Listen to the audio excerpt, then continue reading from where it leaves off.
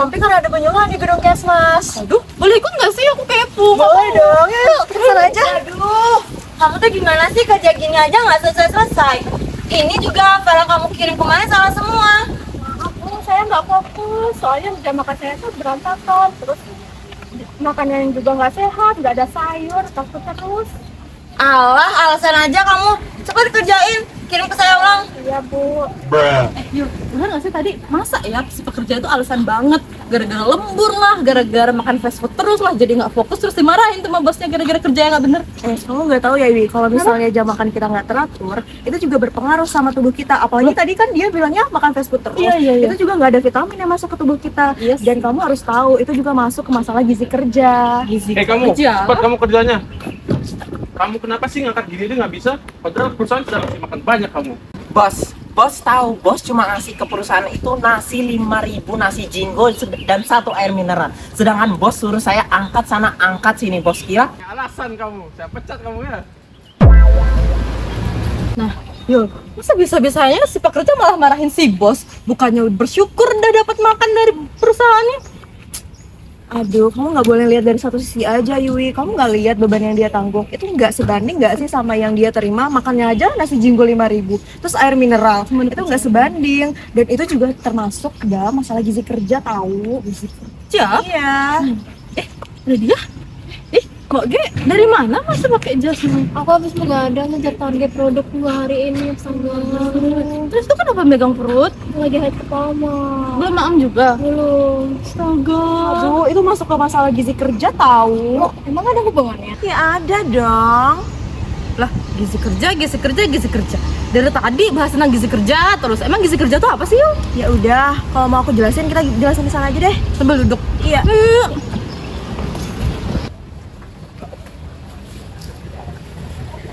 Nah, jadi teman-teman, gizi kerja itu mempelajari tentang asupan gizi yang harus dipenuhi oleh para pekerja. Nah, itu disesuaikan juga sama jenis pekerjaan, sama beban kerja yang dia harus tanggung. Nah, itu juga dipengaruhi juga sama faktor lingkungan tempat kerja mereka. Oh, gitu. Tentang gizi kerja. Jelasin lagi dong yuk tentang gizi kerja. Kalau mau dijelasin lebih lanjut, yuk kita dengar penjelasan kelompok 3 aja. Yuk.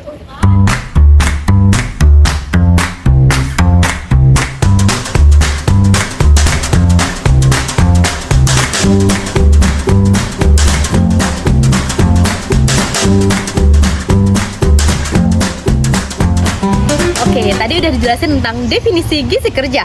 Sekarang aku mau jelasin tentang tujuan gizi kerja. Tujuan gizi kerja adalah menjaga dan meningkatkan kesehatan tenaga kerja agar selalu fit saat bekerja. Gizi yang tepat dan sesuai dengan jenis serta beban kerja dapat membantu meningkatkan produktivitas dan efisiensi kerja. Selain itu, gizi kerja juga mengurangi risiko sakit dan absensi bagi pekerja, sehingga tenaga kerja bisa bekerja dengan optimal dan perusahaan pun mendapatkan hasil yang terbaik. Oh, itu tujuannya. Terus, apa korelasi antara gizi dengan tenaga kerja? Loh, suara siapa tuh? Aku, si netizen. Gini, masalah gizi pada tenaga kerja sering terjadi akibat pola makan yang tidak teratur, kurangnya fasilitas makan di tempat kerja, insentif makan yang kurang memadai, dan yang terakhir itu ada waktu istirahat yang sangat kurang cukup untuk bisa memenuhi kebutuhan gizi oleh para tenaga kerja. Akibatnya, banyak pekerja yang mengalami kekurangan gizi seperti anemia atau bahkan mereka bisa obesitas loh. Hal-hal tersebut dapat menurunkan daya tahan tubuh serta konsentrasi pada saat mereka bekerja, serta dapat menurunkan produktivitas kerja mereka. Sebab itu, pemenuhan gizi yang sangat sesuai dengan jenis dan beban kerja itu sangat penting untuk menjaga kesehatan dan kinerja oleh tenaga pekerja. Loh, ternyata berhubungan ya?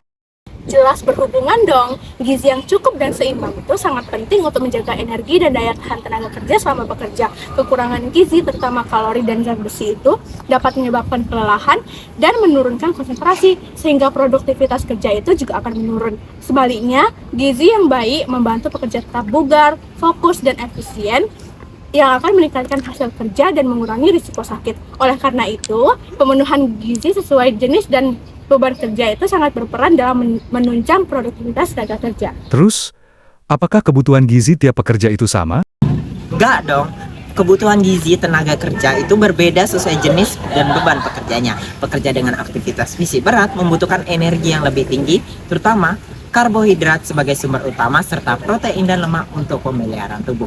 Vitamin dan mineral seperti zat besi dan vitamin A juga penting untuk menjaga kesehatan dan daya tahan tubuh.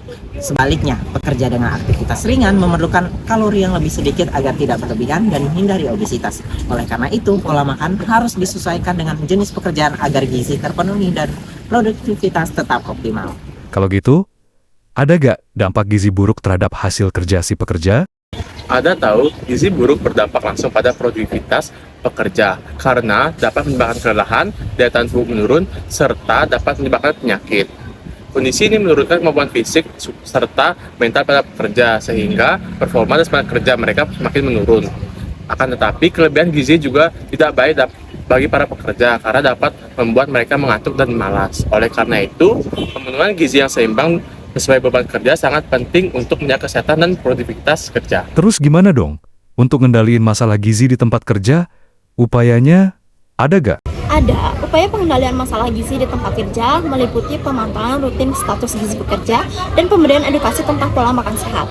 Perusahaan juga perlu menyediakan makanan bergizi di kantin serta fasilitas olahraga, serta waktu istirahat yang cukup untuk mendukung kebugaran pekerja.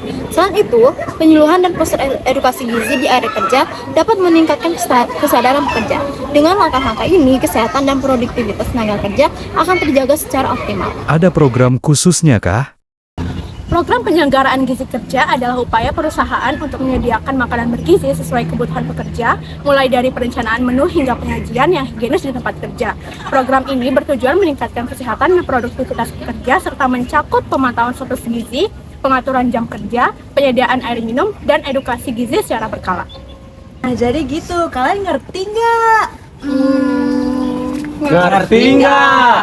Ya, ngerti kok guys. Makasih ya guys sudah bantu jelasin ke kita semua. Kalau kalian ngerti nggak?